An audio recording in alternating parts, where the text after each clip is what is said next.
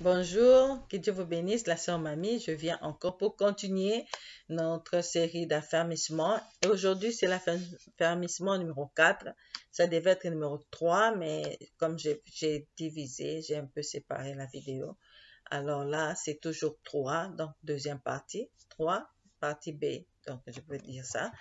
On continue toujours avec la méditation. Donc, ce qu'un chrétien doit faire, un nouveau chrétien doit faire lorsqu'il a reçu Jésus-Christ. Donc, on a dit, il doit méditer la parole de Dieu, il doit prier.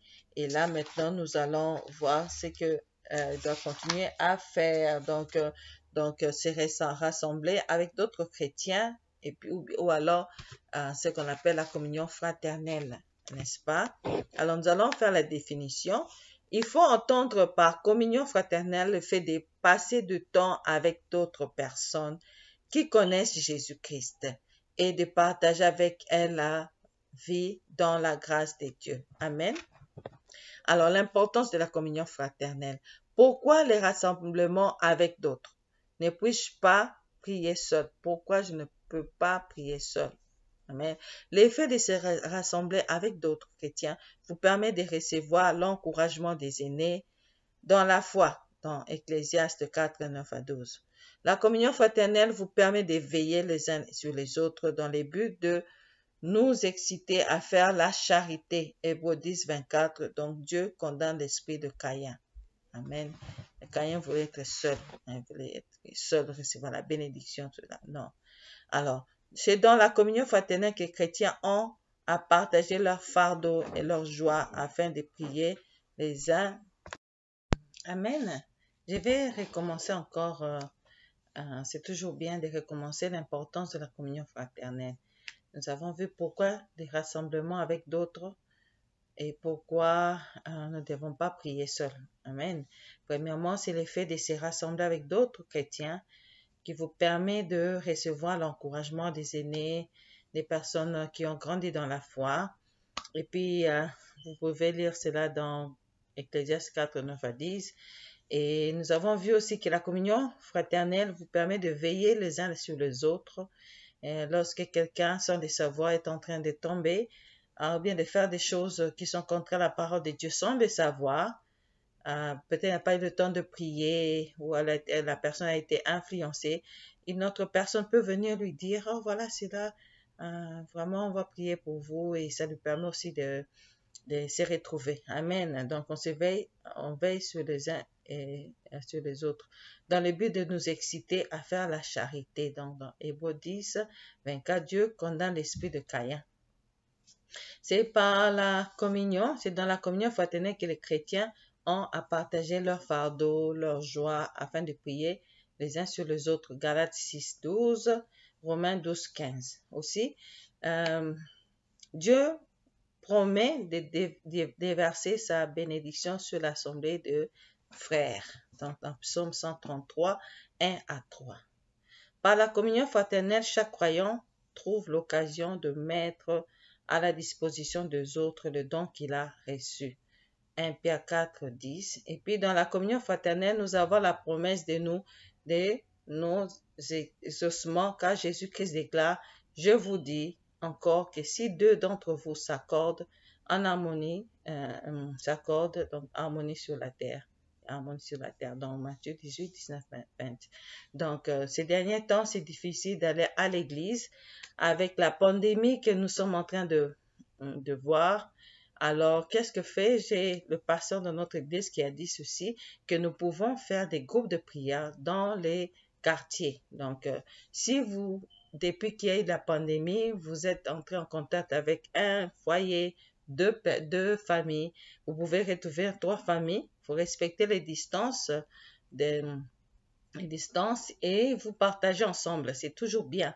Ou alors, vous appelez sur Zoom et vous continuez toujours à faire l'exhortation. C'est toujours bien de s'appeler au téléphone, de prier ensemble. C'est ça la communion fraternelle. C'est vraiment très bien. Continuez à le faire. Donc, je prie le Seigneur de pouvoir nous aider à surmonter cette maladie pour que nous puissions nous retrouver encore ensemble à l'église ou bien dans des réunions de prière pour que nous puissions passer des moments de communion fraternelle. Alors, dans la communion fraternelle, nous avons la promesse de nos exaucements, car Jésus-Christ déclare, je vous dis encore que si deux d'entre vous s'accordent, donc c'est quand vous êtes en harmonie, et c'est là où Dieu déverse ses bénédictions. Matthieu 18, 19, donc je répète encore, Matthieu 18, 19 à 20. Donc, comme conseil pratique, pour une bonne communion fraternelle harmonieuse, voici quelques principes à respecter à la gloire de Dieu. Premièrement, avoir les regards fixés sur Jésus-Christ, sur le chef et les consommateurs, qui est le chef et les consommateurs de la foi. Donc, chaque fois quand vous êtes en réunion, vous êtes ensemble, vous devez fixer votre regard sur Jésus-Christ. Donc, voilà. Alors, ça, c'est dans Hébreux 12, 2. Apprenez à supporter les faibles. Romains 15, je pense c'est 11 ou 12. Donc, on va lire ensemble aussi après. Si vous avez le temps, vous lisez à la maison. Donc, quand vous êtes à l'église, vous devez savoir qu'il y a aussi des faibles, donc des nouveaux convertis, des gens qui viennent de recevoir Christ, qui ne connaissent pas tout, parce qu'ils sont dans l'étape d'apprendre, qui sont dans les premières étapes à recevoir les affermissements. Donc, ces personnes sont faibles dans la foi. Donc, vraiment, essayez de faire de votre mieux de les supporter. Ne faites rien qui soit pour votre frère une occasion de chute ou de scandale. Romains 14, 13. Amen. Et apprenez à vite pardonner aux autres leurs offenses et ne ruminez jamais le mal. Matthieu 6, 14, 15. Gardez-vous d'exposer en public la nudité de votre frère. Publiez son péché, par exemple, mais allez plutôt vers lui un bon conseiller. Jacques 5, 19 à 20, dans le but de le relever. Donc, vous allez lire dans Jacques 5, 19 à 20. Ne dites jamais en secret quelque chose que vous n'auriez pas le courage de dire devant votre frère. Attention au colportage qui est une œuvre du diable dans la médisance. Colportage. Soyez toujours les premiers à s'aimer le bien, l'amour, la joie, Matthieu 7, 12. Et quand bien même les hommes ne vous les rendraient pas, réjouissez-vous d'avoir accompli un acte louable à la gloire de Dieu, qui n'oubliera jamais le service que vous rendez aux saints. Donc, Hébreux 6, 10. Amen. Donc, nous continuons. Recherchez ce qui contribue à l'édification de la communauté et ne cherchez pas que tout le monde soit comme vous, car chacun a son talent. Amen. Si il y a personne a un talent de faire ceci, vous n'avez pas ce talent-là de chanter. Donc, ne vous comparez pas à cette personne. Vous, votre talent, c'est différent. Amen. Sinon, il y aura aussi des problèmes parce que nous sommes nombreux dans la communion fraternelle. Dans la communion fraternelle, c'est l'unité dans la diversité. Par exemple, j'ai un seul corps, la bouche ne ressemble pas au nez, les yeux sont différents de mes mains, le cou est différent de mes orteils. Donc, c'est difficile, mais nous sommes tous un.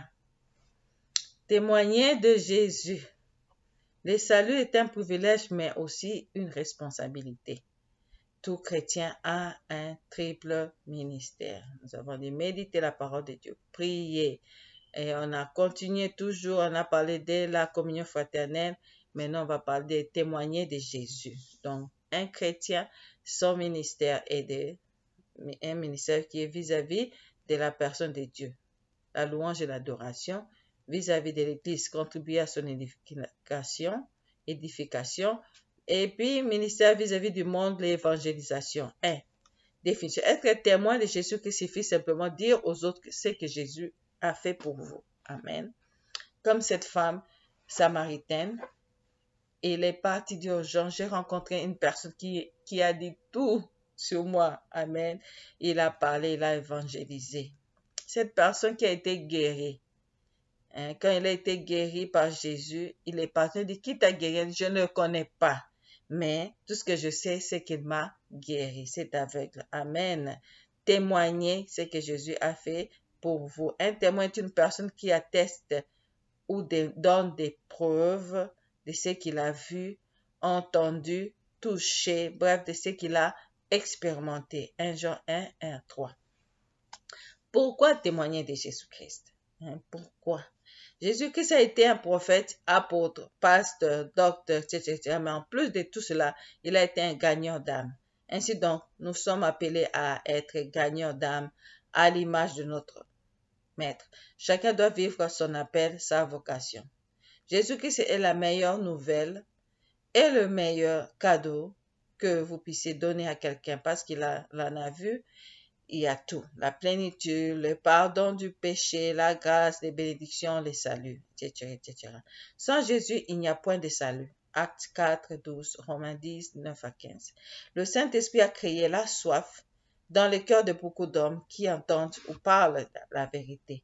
Or, le chrétien constitue la bouche de Dieu, étant établi comme sentinelle sur le monde.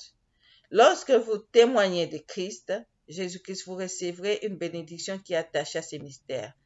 Une âme gagnée au Seigneur réjouit le cœur de Dieu. Luc 15, 8 à 10. Amen. Et puis Néhémie 8, 10. Enfin, c'est pour obéir à l'ordre du Seigneur. Matthieu 18, Matthieu 28, 19. Comment témoigner de Christ? Pourquoi? La définition. Pourquoi témoigner? Comment témoigner? Il y a deux manières de le faire. Par ses paroles et par ses actions. Par ses paroles, il peut parler de son expérience, de la rencontre personnelle avec Jésus-Christ, qu'il a reçu comme son sauveur. Par ses actions, il arrive que les hommes témoignent soit un acte, les actes qui crient plus fort que les paroles des temps. Amen. On va clôturer. Seigneur, merci parce que tu es merveilleux. Tu nous as parlé de la méditation, tu nous as parlé des témoignages, de comment prier. Et nous sommes vraiment reconnaissants pour ton amour envers nous. Et tu nous as parlé de la communion fraternelle et comment nous devons nous comporter et l'importance de la communion fraternelle. Et je te dis merci parce que tu as vraiment affermi ton peuple et que à travers ces messages, cet affermissement, tu pourras soutenir ton œuvre dans le nom de Jésus-Christ. Amen. Que Dieu vous bénisse. N'oubliez pas, likez et souscrivez toujours. C'est très important. Amen.